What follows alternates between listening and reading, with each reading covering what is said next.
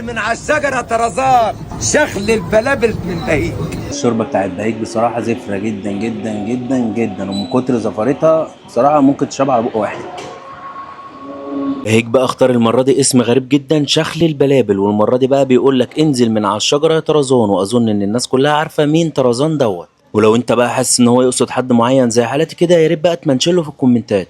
ولو انت بقى لسه ما صليتش على النبي النهارده، فحابب اقول لك يا ريت تصلي على النبي في الكومنتات، وتعمل لنا بقى لايك وشير عشان اقدر استمر واكمل على خير. وشخل البلابل دوت عباره عن سمكه كبيره نص كيلو، ونص كيلو رز مفروش تحتيهم، وقطعتين كابوريا دول ما بيتغيروش، وممكن بقى تختار بين قطعتين جمبري وقطعتين فيليه او بلح بحر. وانا وبما اني بقى عاشق للجمبري بتاع بهيك فاخترتها جمبري، وكان سعرها 165 جنيه. وهنا بقى حابب اتكلم عن الشوربه واقول لكم حاجه واحده بس، ان هي بتطلع فري، هي مش احسن حاجه قوي بس ما فيهاش ريحه زفاره خالص. وحابب اقول لكم ان الرز من عنده طوره زي ما قلت المره اللي فاتت ما كانش عاجبني، والمره دي جامد جدا بصراحه. الوجبه ديت مثاليه جدا وقيمه